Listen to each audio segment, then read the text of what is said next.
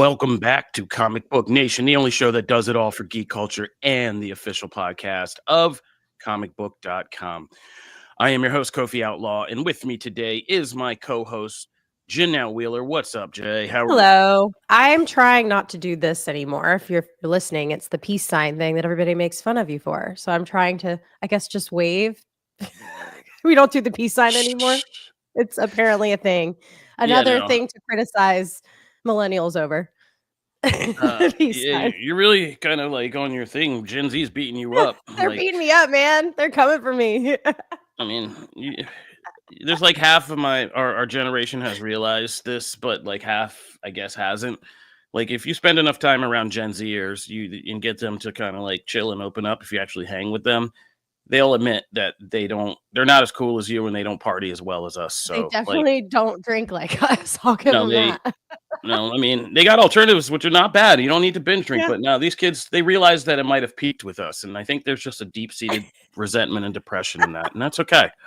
I've been out there. I've seen. Shout out to Gen Z. You know, Daddy's here. We're going to help you. We're going to raise you right. Don't worry about it. We're going to teach you what you need to know. Okay. Starting with this podcast. It's just me and Janelle today. We actually are starting a little bit late. We had a behind the scenes scramble. Our boy Matthew Aguilar we don't know right now. We are hoping everything's okay with Matt. We haven't seen him today. I know he has some behind the scenes things going on. We don't usually get personal on the podcast, but Matt, if you hear this now later, buddy, we were thinking of you and we're just, we're putting out good vibes, for you and the fam. So we're going to hold it down today. Me and Janelle, I haven't adjusted my screen. I haven't done anything because, we were on the Matt hunt. We were a couple things. Let's just do some show notes. Today, we are going to be talking about the new horror film Together, as well as the Naked Gun reboot and the return of Twisted Metal. So those are going to be our main things. I think we're going to have to skip comics this week because Matt's not here. But besides that, we have some Comic-Con recap to talk about. And we had a special treat for you guys. We have an interview with the visual effects supervisor of Superman, Mr. Guy Williams, representing Weta Workshop. And we talked with him for about a good 30 to 40 minutes about all things Superman and learned some pretty fun stories about what went into creating James Gunn's reboot of Superman and all the visual effects tricks behind the scenes that took place. And because we actually ended up talking for so long, we were like, hey, we'll just do a quick 20. And then it ended up being a really great conversation. I think we are going to take Guy Williams' interview and spin it out and put it as a bonus episode, which you will see dropping in the feed. So keep your eyes peeled on the actual Comic Book Nation audio feeds on all your favorite podcast platforms, because I think we're going to be dropping that interview about Superman on those platforms. We hoped to have a little snippet for you today, but we didn't get there. So like I said, we're just going to roll with it. And let's go up front back to Comic-Con. Yeah. So Janelle, people all last week who saw me in the streets drinking my pain late at night in the alleyways of Nashville. And they said, wait, so are you you're working Comic-Con, but you're not at Comic-Con? And I said, yes, that's right. But we were home, and shout out to the entire comic book team, the ones who were out there, the ones who were here, holding it down and helping us cover the entire convention. But it was an interesting year. It was apparent even from just the outside looking in and from the multitude of friends who came back with fun stories and swag to show me that this was a kind of interesting year because this was a smaller scale kind of year. Mm-hmm. The big studios didn't do big presentations like we've seen in the past. So this was more of a low-key, I would say it was more of a balanced Comic-Con. Like what's happened in kind of over the years is less of the comic part, more of the con part, it's been like a studio showcase. It's movies, a media showcase, movies, TV shows, all that. I think this year was a little bit more balanced. There were still movies and TV shows. They were just like second tier on a smaller scale. And so there was more room for things like the comics, the costumes, the other I was gonna elements. say, I've seen more cosplays from this con than any in the past like 5 years, 10 years even. Yeah. So it was it was a kind of a balanced experience, and it allowed people to kind of really get down and kind of like get back and nerd out. And there were just enough kind of fun big things sprinkled in there. I think Yeah. people who did attend did fun things with their presentation, whether it was like the Simpsons coming in with like a Doctor Doom parade and kind of making this double-sided joke of we'll never bow Marvel's down to not the here. Yeah. yeah, like we're never going to bow down to the corporate overlords while they're promoting Marvel's Doomsday movie like That's next year. great. Yeah, Simpsons stuff. Yeah. The big thing, of course, we talked about was Alien Earth. And I actually have a chance to, when I get up from this podcast, I'm going to go start watching Alien Earth. So I What? will be burned by Yes. knowledge and I will know things. We kind of went over this last week, so we don't have to hammer down on it When too is it hard. releasing for the normies? Let's take a look. I think it's coming up real soon. I'm about this. Like, I'm so about this. Like, this preview got me, and the alien. I like space, August but 12th. horror. August 12th. Oh my gosh, it's so soon. A lot Yeah, of it's these coming are up on so us. soon. We have a lot coming up, which is a little stressful to try to make sure we're watching it all, but Yep. like so exciting. Yeah, this is Trust beautiful. me, I know. Yeah, no, and I've heard the pilot people saw the pilot episode and they said it's a vibe and it's interesting. They say, we've learned a lot more. Like I said, since then, this is going to be more about the Earth and the battle between not just Weyland-Yutani, but the other mega corporations, which has always been part of alien lore, but it's like those little things that you hear at the beginning of a Star Wars scrolls, just kind of scene setting. It's like, mega corporations, Weyland-Yutani, blah, blah, blah. And so these other forms of synthetic life we're going to see, these other forms of these dangerous alien species that get loose. I've heard there's some pretty gnarly body horror stuff because like there are some that like just are parasites that like wrap themselves around you and like Oh my or God. enter through your face or something like that. Like, yeah, there's going to be some gnarly stuff in here. So I'm really looking forward to that. And I think if we're talking about like people like to do these breakdowns, like who are the winners and losers of Comic-Con, it's like, I think easily you could say the biggest winners out of Comic-Con this year were 20th Century Studios, FX, and Disney, and this whole resurgence of Aliens and Predator. I think easily. Space in general was winning. Yeah, I think easily sci-fi came out of this in general, but like Alien and Predator, both franchises are feeling like they're on this stride. They're like the clips of movies and TV right now. Like they've been gone for a minute, but now they're doing this whole cult resurgence. It's like becoming a whole cultural moment. Predator came through and they did one of the things we did not know they would do was the surprise changes to Killer of Killers, the animated anthology. They got Danny Glover and Arnold Schwarzenegger back in the franchise from Predator 1 and Predator 2. And they went back and added the new post-credit scene of Killer of Killers where we saw Amber Mid-Thunder's character, I forget her name, from Prey, Naru from Prey. The original end of Killer of Killers is you find out they freeze people. You see Naru from Prey, like also frozen while they're taking the Viking lady back in. That's great. But they added a new scene where it's Naru and then it keeps moving and then it's Dutch Schwarzenegger and Lieutenant R. Harding or whatever his name was from Danny Glover from Predator 2. Your alien knowledge is so extensive.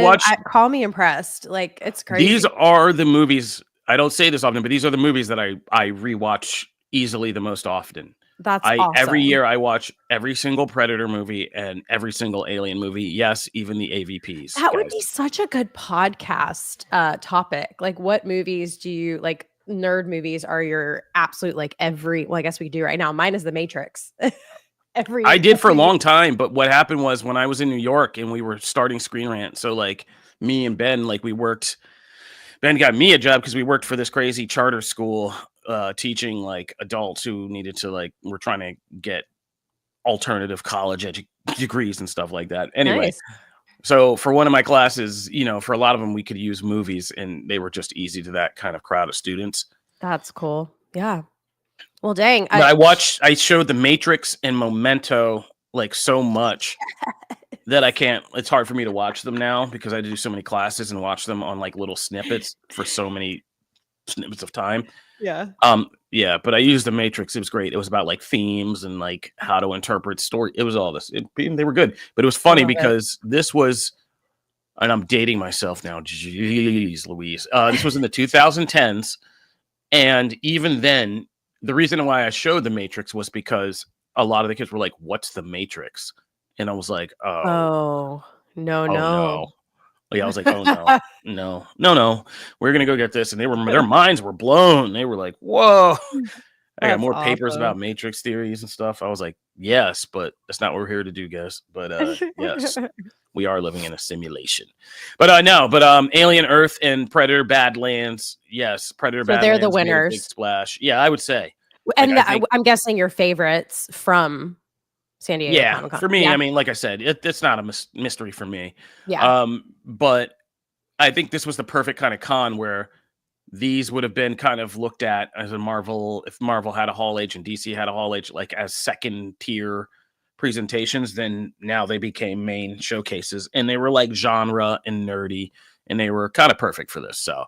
Oh, sure. Way to go. I think my favorite was one that I think was like under the gun, and that's the Project Hail Mary. Like, I was about to go with that. I was about to just get to that next. That was my absolute favorite moment. Well, trailer at least that I saw. The thing that I'm most anticipating coming out, honestly. So yeah, cook on it. I saw this yesterday because I went with Alison, my wife, and we went to see Naked Gun together.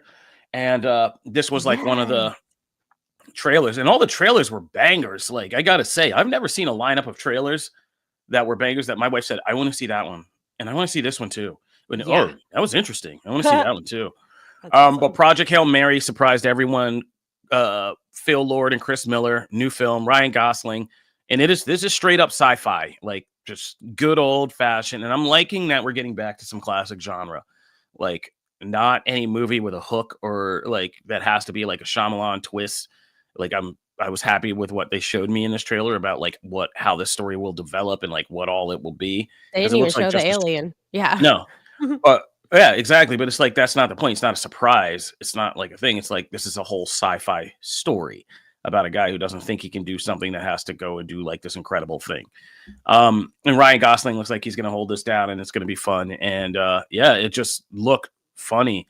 And they had one hell of a Hall H presentation for it, and they kind of really just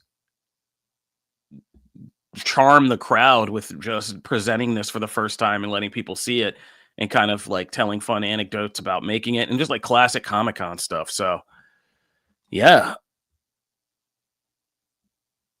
absolutely. I agree. This one was one of my favorites. I also loved seeing John Cena dressed up as Peacemaker. Anytime you get to see that like in person and like off the set, it's so great. And he's been such a like, the route he's taken with his wrestling has kind of not excited me. So I'm loving seeing him as Peacemaker again.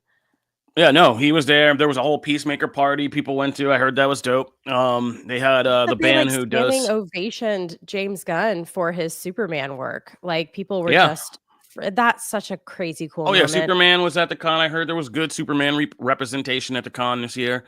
The band who does the opening credits for Peacemaker played like a whole little mini concert at this little venue for like select people. James Gunn was there. A bunch of the whole Peacemaker cast was there. And I heard it was a real good time and that James Gunn was just having a fun victory lap this con, which he well deserved after all the work he did, getting us DCU off and getting us up in there. So, and leave it to this to be the con, like the random low key con that George Lucas has finally decides to pop out and show his first ever Comic-Con. he came on a Sunday, like of all the times you could be, he just pops out on a Sunday in this random Comic-Con. So I actually love that. yeah. And he was like, actually, if you haven't, go watch the video of him coming to Hall H and seeing, because I think he, obviously George Lucas of all people has known about Hall H.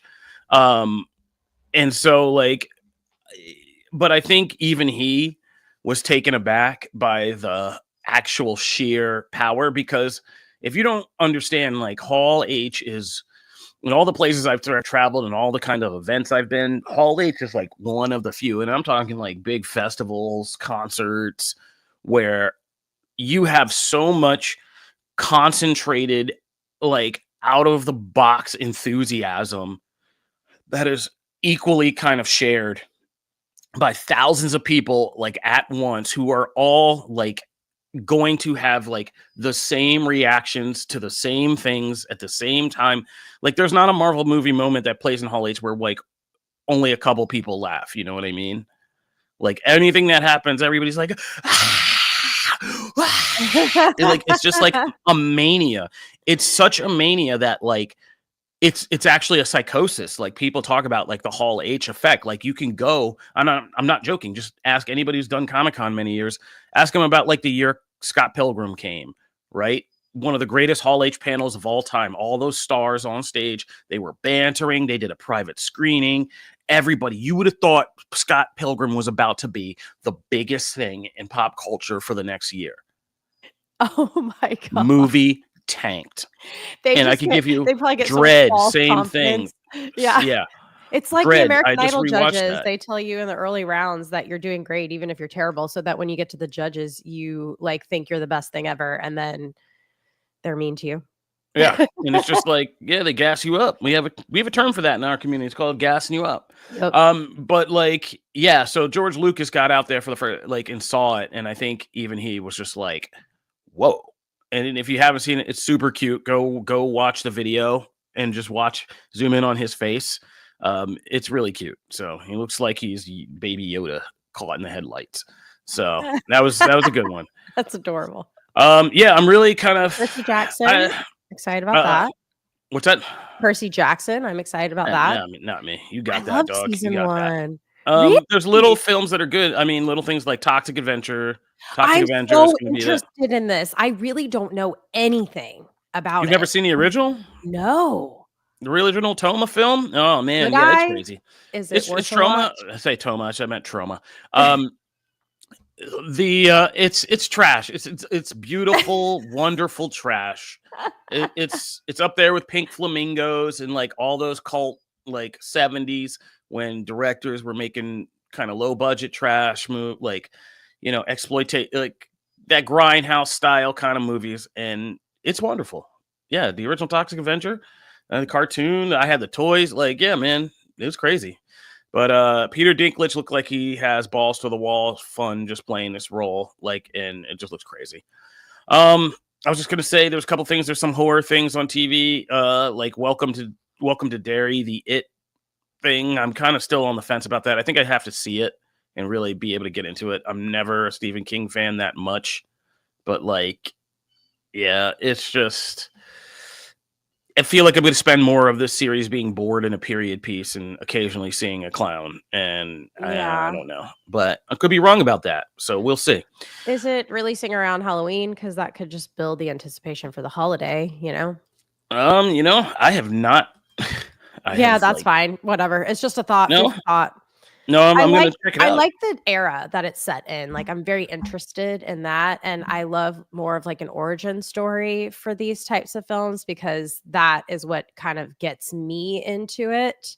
I don't just like, I don't know, current horror. I don't know. It's not my thing. I like the period piece, and I like that it's more of an origin story. So I might be willing to watch this, but God, it's gonna be hard for me because I hate scary stuff. Yeah, I'll wait for your I don't review. need to How get about that? deeper into Derry, Maine, and all the crazy people living there. Like, I know Derry's crazy, so I don't need to do this. So, yeah, I'm just interested in what the show's actually trying to do, and like, and I'm not sure about this one. So we'll see. I think you can only stretch it so far, but we'll see. I'm not going to rule it out. I've been surprised before. I can be surprised again. So let's keep it moving.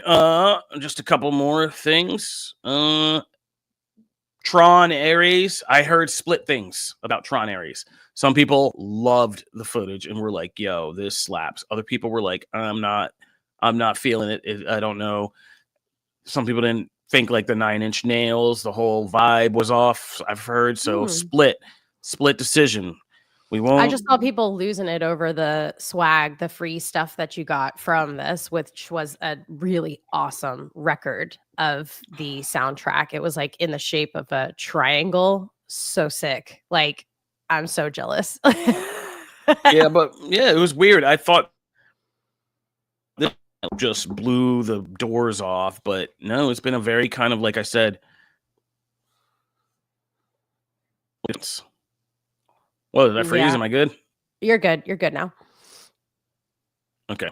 So it's been kind of a weird split response, but we'll I'm see. pumped about it personally because it's totally up my alley. This is probably my second most excited thing that's coming out. But I am obsessed with the video game stuff. So like anything, most of the time, video game referenced, especially in this like retro, like 80s soundtrack type stuff with the flashing light. It's like a club scene. It's just so me. But that's just me. Like, I think I'm very biased, so I'm not a good person to check in on this. Like, I'm just pumped about it. I think for me, it's just, what is the story going to be? Is it, well, because I get the surface AI realizes, who he is and that he was a human in the past. Like, he sees his memories from before when he was like on Earth and a normal person, and he's like, wait a minute, and he's starting to like wake up to like who he was. That's what I gather. Oh, I didn't see. I'm not watching a lot of these previews. I watched it like 4 times. I'm sorry, I'm annoying. No, it's okay. He's like, I can feel that something's wrong, and Jeff Bridges is like, interesting.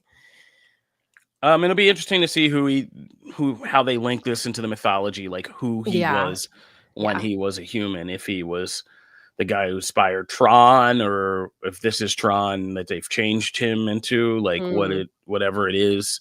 I guess that's the interesting twist. So we'll see. If it's like Sam from the other movie that got stuck in there at some point and they got into him. So yeah, I mean, I'm going to check it out for sure. I'm going to just level with you guys. I always think Tron's just more of like of a vibe than it is a good movie. I've thought that about the original. Right. I've thought that about Legacy. And I'm probably going to think that about this one. I can agree with that. Yeah, I can agree with that. Yeah. We're talking about Tron 3, Addy Addy-O, and everybody listening who's just joining us, what up?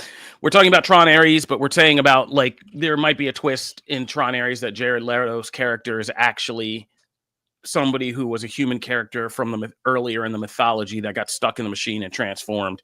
And we were speculating about which characters we've seen in the Tron series before could turn out to be that surprise kind of twist if Jared Leto's face melts away and it's like somebody else under there, which would be cool to see, actually. I just meant the Jared Leto's face melting. I'm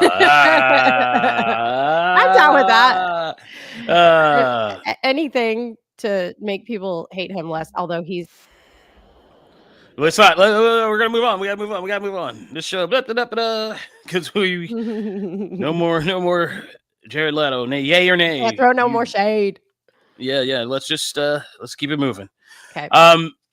So that's about Comic-Con, our Comic-Con recap.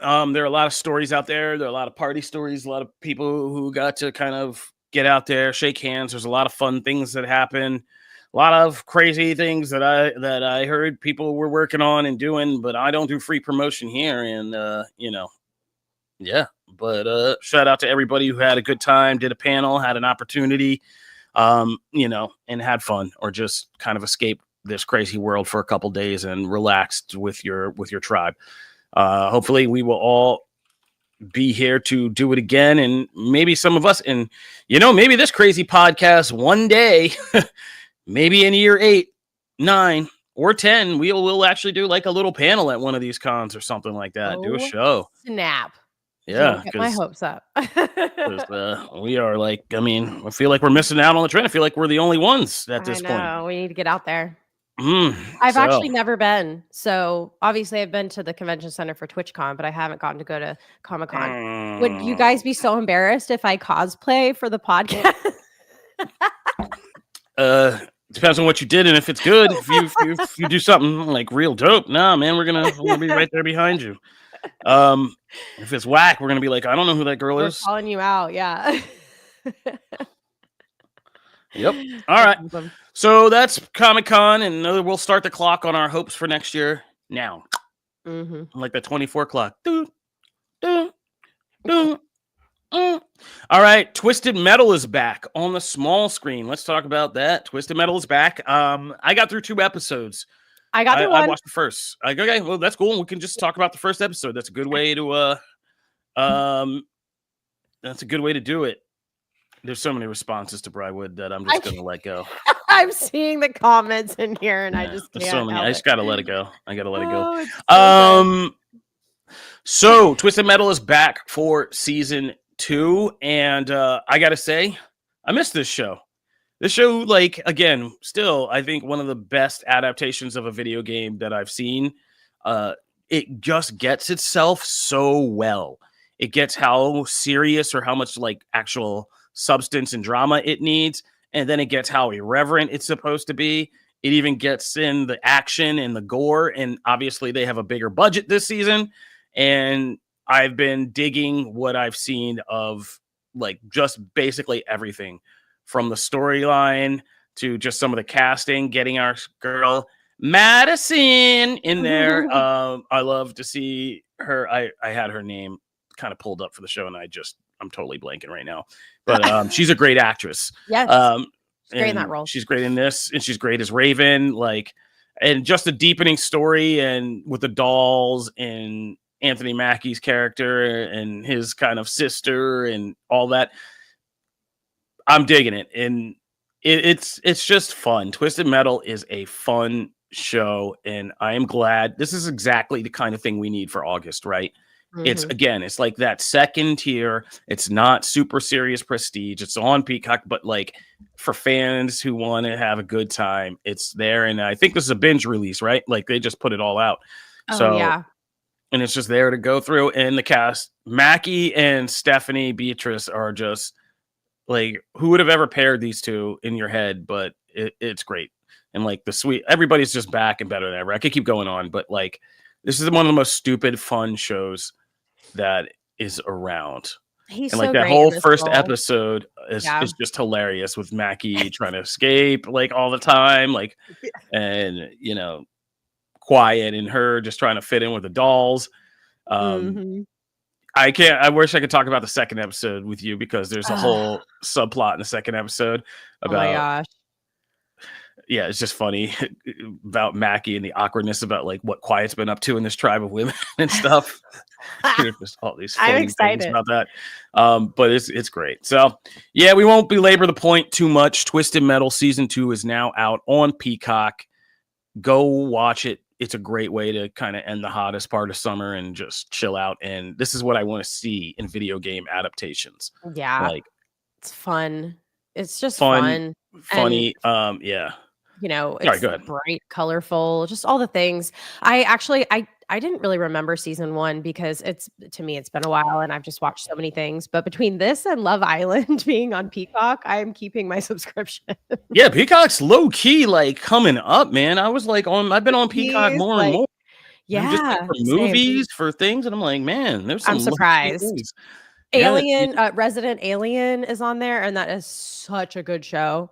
I just started. God. Why did I see that? Where was I that I was like stuck watching that? Good. Well, I think the first 3 seasons or 3 seasons are on Netflix now. They finally released on Netflix. Oh, that was it. Season is on Peacock, and it has been great. It's a really good show. Oh, yeah. Well, there you go. That's a Janelle recommendation. Speaking of which, but yeah. Speaking of which, did you get out to see it? Did I finally saw it for? Yeah, what'd you think? Let's hit us. Janelle's. I'm going to start giving you a segment. It's going to be called Janelle's delayed response. No. Delayed response. Hey, there we go. Response. Honestly, this definitely did not go the way that I thought it was going to go as far as the plot. I genuinely hate that I read so many things and I heard so many things, because I feel like overall I just had this conception in my mind. Like I was like, misconception, not conception. Those are two different things. I had a misconception that this was going to be the ending and the whole thing was going to be different. And so instead of really enjoying the story, I was like, okay, when is this going to happen? And then that never happened. I don't know if it's just me or something, but like having my first child, why is everything about pregnant women and moms? Like, it's all, didn't you know you're the main character? It's all about you. Like, yeah, but it's painful. No, I'm just kidding. You do keep getting hit with these. Like, I don't know what is going on. So my husband did not go with me. I went with the girls.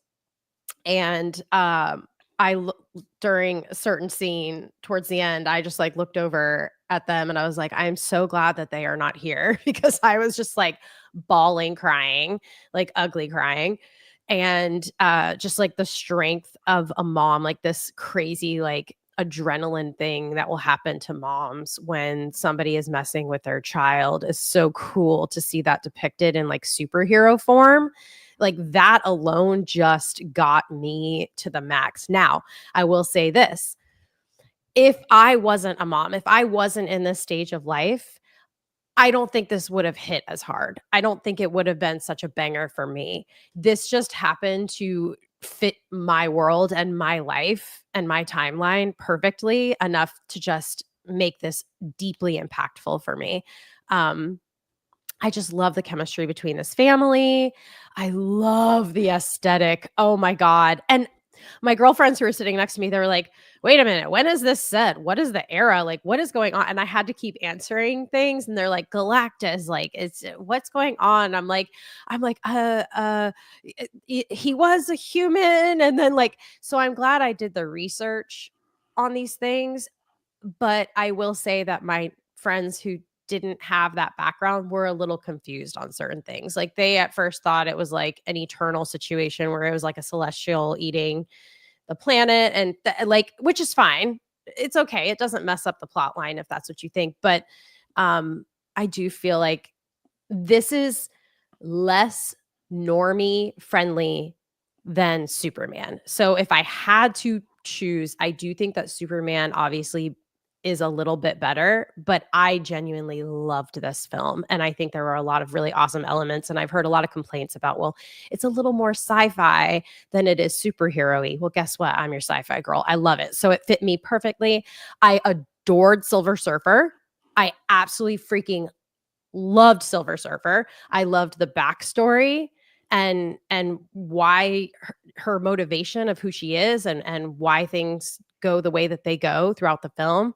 And I really have no complaints other than, you know, I get it. I totally get it. If this isn't like their cup of tea and they like, you know, Avengers and Captain America and like stuff like that. But I think it was a banger and I'm super into it. I loved it. Couple of things. I said a lot of things, didn't I? No. Responses first to the comments. You guys are crazy. Superman was a better film than this, and we can go to the mattresses. I can admit that, even though Superman's technically the way it's made, the way it's done is better. Visually, it's better. Story wise, it's better. But they're both so good, which is this was a great look for us, right? I think sometimes it's important to pull back and kind of realize, like, we had an amazing July, like for fans, for nerds.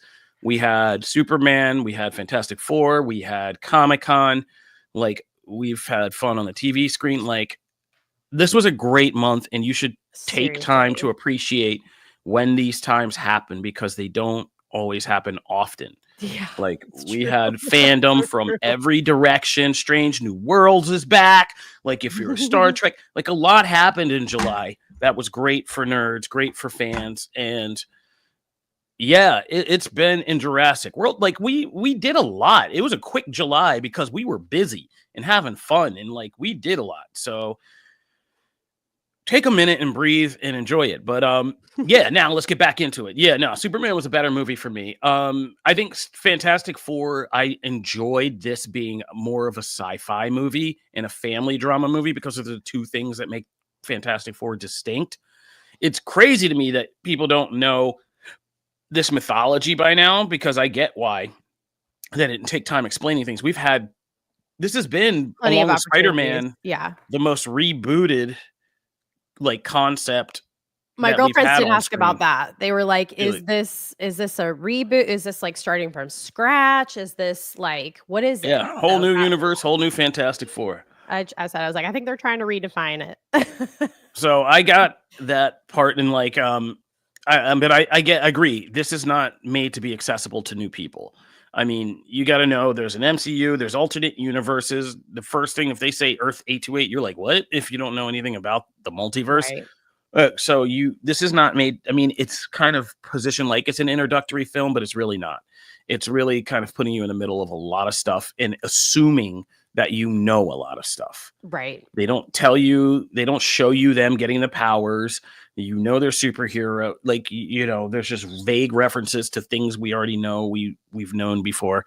Like, you're not going to get the Latveria running gag in the film if you don't know Doctor Doom and all that.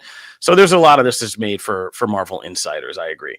But yeah, it was the middle section of the film is what really sold me when they go to space. And I was like, oh yeah.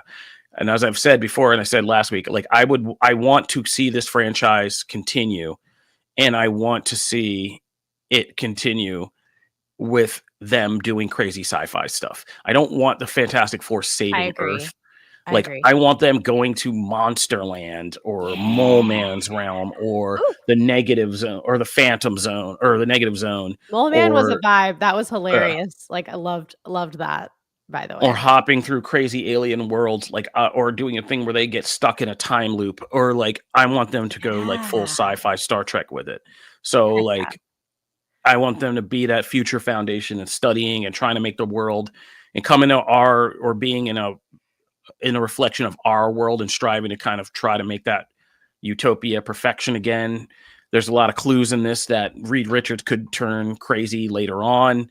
That Mm. he's going out and arresting people. And we have an excellent article about how that could be a Civil War II foreshadow, how they could do a flip Mm. that he Love could to try see to that. solve. If once he's in the new MCU, he could be like, this world's crazy. Like, I solved my world. I'm going to solve this one too.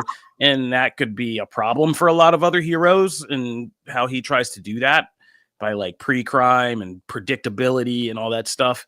So there's a lot of interesting things that we could see in the arcs that we could take. But I agree. I think Vanessa Kirby was low key so great in this. I think she had the hardest one because her character is she's the straight man, so to speak, in like a Mhm. comedic ensemble. If you don't want to know what I mean, the straight man in a comedic ensemble, there's supposed to be like three zany characters and one character who's grounded in and acts like we would act and kind of reacts to them, to the zany people, to kind of help build the humor by reflecting it against real world standards, right? So she's obviously the straight woman in this To me, little she was Mary band. What's and up? to me, she was the heart, Well, and yeah. yeah, But she's and also like the yeah. grounded one. Like, she's the one who goes out and talks to the public. She's Yep. the boss. She's the boss bee. She runs the Love it. foundation, and she kind of has to fill the void for each piece of these kind of men that are missing, and that she has to kind of fill in. Like, Ben needs like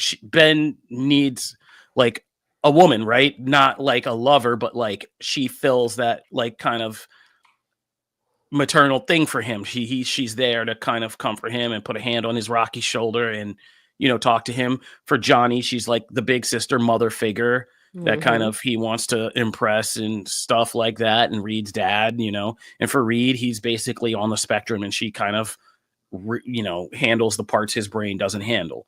And like, yeah, and she's running around all day. And that's the funny thing about the cold invisible woman thing, is you don't really notice it, but she's running around all day kind of doing that, like showing up and ticking off Mhm. boxes of things she needs to help them with, like when she's appearing with Ben and Johnny, or just talking with Reed. And yeah, that was good. And then at the end, yeah, when it's always good to remember that Sue Storm is one of the most powerful characters in Marvel I and did not know smartest that. and most.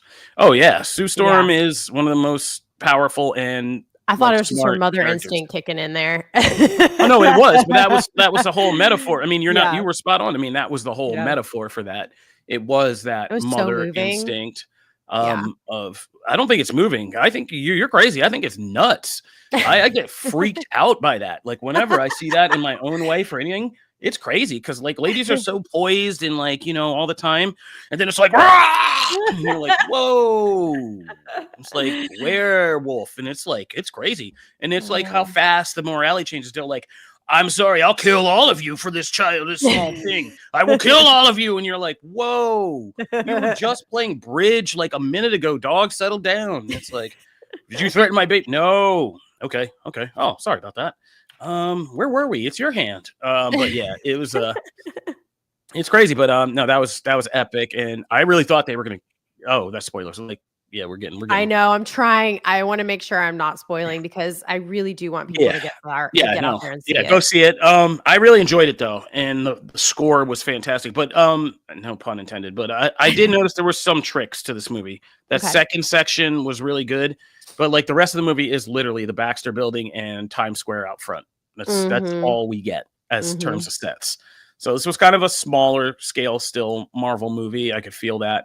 And of course, they did little tricks like we hardly see Reed stretch at all. Like Reed barely has powers in this. Yes, I did notice that. But here's the thing: I would not have noticed if I did not hear that going previously into it. I don't think I would have even thought about it. Well, they did a good job. Yeah. All right. Well, we do recommend everybody go see this. I even say on IMAX because, like, yeah, that middle section. And there are 2 movies this year. People said Jurassic. I saw that in the comments that Jurassic World Rebirth sucked, but no, Jurassic World Rebirth had an excellent like second act. I would love to see that. That middle section was amazing, and so was this. Like that sequence going to Galactus' ship and back is amazing. I saw it. Have you? Okay, this is my first time, but I saw it on Screen X, which is an interesting perspective. Basically, what they do is you have the wrap around, and it wraps around. It was a little overwhelming when they went to believe that Galactus. Like I was kind of like trying not to look at each side because I was like, oh my god! But it was really cool. It was I saw it in Dolby. And that was the jam with my son. We were like, yo, yeah, we were both in that middle sequence. He was up like, and he kept looking over at me like, is this going to be okay? And I was like, I don't know, like maybe. People asking if you just for an audio description, Screen X is a screen. They have it at Hall H and Comic-Con where they kind of wrap the screen around on the walls. Yeah. So it's on the front of you and the sides. Yeah. And you have the 2 sides. So it's like you're going, it almost feels like a ride. Like it's almost like it's a step below like Omni. If you've ever been to an Omniverse theater, like with one of those, just a big dome, like we have one in Philadelphia. Crazy, yeah. And it feels like you're flying. The projectors like on each side projecting, but this film, not okay. It's not like it's like fabric with a projector on it. It's not a domed like screen. You still have the movie screen and then projectors on the white fabric on the walls. But if you just look forward and you see it in your peripheral, it's really cool. It feels like you're like on like a roller coaster, almost like, I don't know, like one of those rides from Universal. Like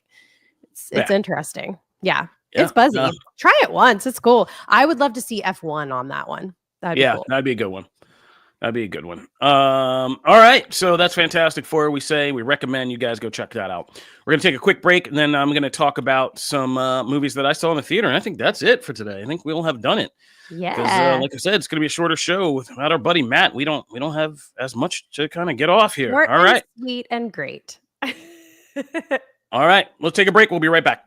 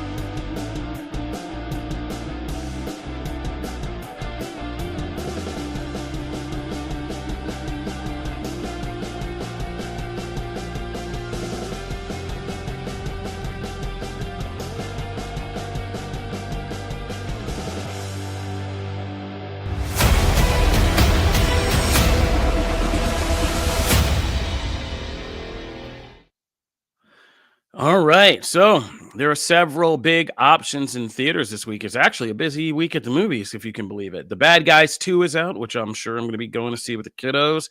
They love The Bad Guys 1. That's the animated movie about the group of animals who are expert criminals who turn good in the first film, but now get framed for being bad again in the second one. All right, but that's my free promo for them.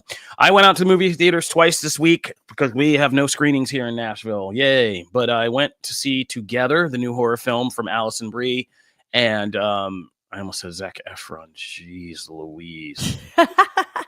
Dave Franco and Alison Brie, real life couple. And I also went to go see The Naked Gun with Liam Neeson and Pamela Anderson. So I'll do it in the order I saw it, and I'll start with Together. So Together is this kind of dark horror, I would say horror comedy. And I would give it about a 3.5 to 4 star score out of 5. I think that director Michael Shanks is good, but like Dave Franco and Alison Brie are really what are carrying this. And they do a great job. I'm somebody who's been in a 25-year relationship. I was actually more scared about trying to see this with my wife because I was scared it'd be too triggering for us to see together. So I went to see it alone, but I came back and I was like, oh yeah, they did a good job. Like, this is a very good portrait of what it is to be in a long-term relationship where the stakes aren't like, are we breaking up, or, there's always, or should we be together? But like, it's actually how do we navigate like real problems in our relationship, real issues. We love each other, but there's issues that we both got to work on and solve and do that. And so there's this whole metaphor at work. There's actual story. There's an actual relationship, and you can believe it because Dave Franco and Alison Brie obviously don't have to work to sell us on chemistry or banter or little things or how to like sell or how to portray a relationship on screen or like what that's like. They obviously have very kind of intimate knowledge of that. And so a good portion of this movie, I went to see it with a couple friends who are females, and they were also in relationships. One of them's married also. And they were points where they were just covering their eyes because of awkwardness of things that were happening, like relationship awkwardness or conversations that are so hard and awkward, like whether it's about like, sex and intimacy and if there's problems there, or just like who's like doing well in life or like might not be, which partners be coming to be like is a weaker partner at this moment because of life situations or work situations or out of a job or whatever it is.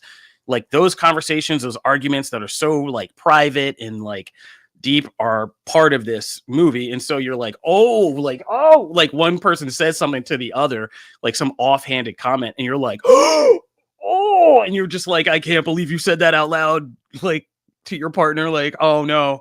And then like you see the partner react and you're like, oh my God. And so there's a lot of cringe to it and it gets to you that way. But when the body horror starts, like this is a great trope for this movie. This idea that like, because you get this infection or this thing in you, like now this water, you start to literally like magnets kind of starting to come together and fuse together. And so like trying to navigate how to stay away from each other, how to keep this from happening, how to slow it down until you can figure out what to do is kind of the tension and the fear of the movie. And there's some real gross stuff, body horror in this, like real gross. There are certain sequences and scenes and things that like this movie does a very good job of changing pace on a dime. Like something's funny and then it's like sad and you're like, oh. And then something's like cute or passionate or hot, and then it's horrific.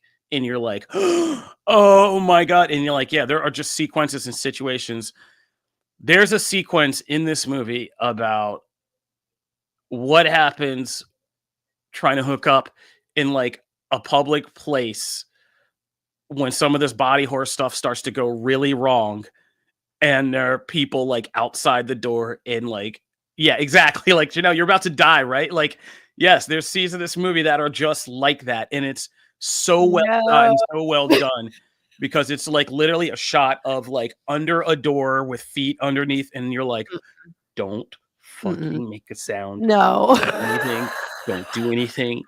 Like, and it's just like, yeah. And it's awkward and horrific. And like I said, These two commit because there are full body shots of both of them in moments and things that are, trust me, not sexy. Like Not sexy. like That's an understatement. like Cronenberg style. Like if you saw The Substance, is what people keep comparing this to. There's a lot of similarity to this, just for relationships, but it's extremely well done. And like I said, Alison, Brie, and especially Dave Franco, I think gets a little more credit because, Dave Franco's this handsome, like famous guy, but in this, he's playing like a very broken kind of like insecure man child Gen Zer kind of dude who's having a lot of issues and is kind of still infantile, but has like some real deep trauma. And like there are some scenes in this and some backstory about him and his parents and like stuff, and you're like, oh my God. Really well done. And just inventive and novel, right? Like this is not something you can find anywhere else. This kind of, not since The Fly, I think, have I seen something like about a metaphor about something. Oh God, The Fly. Else as a horror thing. But yeah, go check this out now as a matinee, because next week, baby, we getting into that next Zach Kreger movie, Weapons. Janelle, stay far away from that. Okay. Far away. I will. I'll just keep watching I'll be all Twisted over Metal. Weapons. We're good. Yeah. I'll be all over Weapons next week. Don't you worry about that. We'll be here for that. Let's go to the other side of the spectrum and talk about The Naked Gun. I didn't realize how much I missed The Naked Gun and just comedy movies in general. Yeah. Like we've really fallen off with like, no wonder the world sucks. Like we have not had comedy movies. Like we just don't do them anymore. Yeah. And that's why the world sucks, because we can't all go and just be like, hey, remember when we were all laughing? Red, blue, purple, green, purple, pink, whatever. We were all just sitting there cracking up. Remember when McLovin got the living shit knocked out of him? How hilarious that was. We were all in the theater on the floor. I was turning into some stranger that looked nothing like me, and I was like, oh my God. Yeah, so we haven't laughed in a long time, and this is bringing back that classic kind of Zuckerman Brothers, Mel Brooks, that spirit of just zany slapstick comedy that's so dumb but fun. And Liam Neeson and Pamela Anderson are so great on screen together. Like, this movie is hilarious. It's everything you think. It's 1 hour and 20 minutes of just balls to the wall. Just nothing is serious. Every scene has either has a physical joke, of like a wordplay joke, some kind of pratfall, slapstick. Yeah. Yeah, and it's great. Liam Neeson continues to he looks like he never changes his face or demeanor, but like somehow the man can act in anything. And I knew he was funny. If you've never seen Atlanta, everybody who's seen Atlanta knows there's a scene that Liam Neeson did after he had that controversy about, he was talking about like when he was a younger man, and he was trying to tell a story about being a younger, kind of more kind of intolerant and not informed person. And he was trying to tell a story about how he grew as a person. But of course, everybody just heard the first part and it was cancel time. So we were trying to cancel Liam Neeson of all people. But he did this scene in Atlanta where he just doubled down and just had this satirical thing about how he was white so he could just say anything and couldn't be canceled. And I was like, this dude is like, he's actually funny, like really funny. Like, and this movie proves it. Like, he's so good in this. Just taking that Taken Liam Neeson gruff guy thing from the 2010s and flipping it into complete absurd slapstick, just seamlessly. And so, yeah, this is a great film.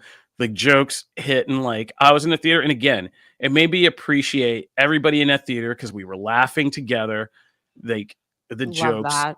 Even stay through the end credits, because even the credits have like a bunch of funny gags in them. Like Cute. there are some really, and it's just this is just well done, and I want more comedy. Like I don't want to go to the movies and be depressed or just see a same superhero formula. Like I want to laugh. On that note, yeah, I have watched Happy Gilmore twice. Oh yeah. Oh no, I love Happy Gilmore. Everybody's saying Happy Gilmore is trash. Like, you guys are nuts, man. Lighten up. Not our generation saying it. I'm just telling you, this is where I'm frustrated because they just don't understand. It's sentimental for us and they just don't get the humor. But like, And like, yeah, now we're adults, it and was it's just, so oh, it good. was so funny. So I Oh, watched it Happy once Gilmore with my too. husband, and then and my mom, and then I watched it again with like a group of friends. We had friends over and ate pizza, and it was just hilarious, like belly laughs. So good. Yeah. Oh my Love God, I comedy. love. Love it. Yeah, no, I'm happy comedies. I want to see more of these kind of both. And if we're rebooting everything, like reboot some comedies. Also, Like, can we give me talk some of about these Liam and Pamela, like, real life dating. They're dating? super cute, and I could see why Hey. they were super cute in this Oh, movie. Like, I love so unexpected, but like, I mean, not really, because they're both older now. it. They've Yeah. both been through like significant like fame and then like life trauma. Like, Mhm. they got a lot to Mhm. talk about, those two. And it's good to see Liam Neeson laugh again. And there's a weirdly kind of meta storyline about that in this film. Like, he's playing a cop whose wife, like a whole intro is like, I'm a cop whose cop wife died, and now I cry cop tears while I work my cop Oh, job. that And so it's is kind of so meta. close. Yeah. Oh my gosh. Um, Wow. if you don't know, famous actress Vanessa Redgrave was Liam Neeson's wife, and she died tragically in a skiing accident, like unexpectedly. Mhm. And so it is about part of the storylines about him getting out there, and like there is this whole soliloquy he gives at the end about thank you for teaching me to love again and stuff. It's like weirdly meta, so it's like Oh. cute, and you're like, oh, because they are really like dating now. So it's nice. Yeah, but the chili dog thing is hilarious Yeah. that you're watching now. Like, let's take a look at my body cam, and just him trying to find a bathroom. But all the gags hit. I liked, me being a writer, I liked a lot of the verbal gags. Like, there are so many of those like airplane gag wordplay, like puns. Like, would you like a chair? No, I have many chairs at home already. Like, like things like that. And then as you see in the trailer, you never mind. You know what? I will take a chair. And then like just leaves the office, like dragging his. But there's a lot of those, and so yeah. Cool. There's yeah, and it's just well written. I was just thinking about this one line. Oh man, it was funny. Yeah. Anyway, I don't want to spoil the joke, but anyway, I could go on. Let's just keep it moving. But Naked Gun is worth a watch as well. And while you might think it's just a streaming or like a rental, like I said, there is something so valuable about being able to go in a theater and laugh with other human beings that you don't know, and everybody come out like feeling good. And yeah, I want more from the Files of Police Squad. So Mhm. yeah, I didn't Wow. realize how much I missed this series. That scene is so crazy. It gets even crazier. Oh man. All right. So that's it. Yeah. Oh, Alex Glean. He knows what I'm talking about. Yeah, Alex Glean. That scene, the way they just keep building on that scene, there's like, oh, there's a dog. It gets so crazy. But hilarious. And these are classic comedy things that, like, again, this generation has no idea. They didn't have the Naked Gun or Hot Shots or like all of those kind of zany slapstick comedies that we grew up with, but it's good to have it back. All right. Mhm. So that does it. This is Comic Book Nation. We had comics, we had Marvel and DC, but we're hoping the best for our boy Matt. We hope, buddy, wherever you are, we hope everything's okay and everything you're working things out. We're just a podcast, but we love our people, and hopefully we can be back next week with Matt and just talking about what a crazy week he had this week, because Yeah. he's got a lot going on behind the scenes, but we hope everybody's okay. So, Janelle, thank you for getting up. Thank you for hopping on. Thank you for holding it down. Yeah. Everybody at home, it's officially August of today. Next week I'll be gearing up for my birthday. This will be the last thing I do. My birthday will be next Saturday, so this will be the last thing I do before my birthday. Yay. And we'll be here to talk about. Birthday. Oh, thank you. We'll be here to talk about weapons and a whole bunch of other stuff. So we are Comic Book Nation, the only show that does it all for geek culture and the official podcast of comicbook.com. And we are out of here. Peace. Bye. Oh, we don't do that anymore. Heart emoji. No, you're still doing it wrong. This is how they do it. Ew, I'm not doing that. No, I will My not. Gen Z is out there. Bye, guys. No, sir. I don't like it.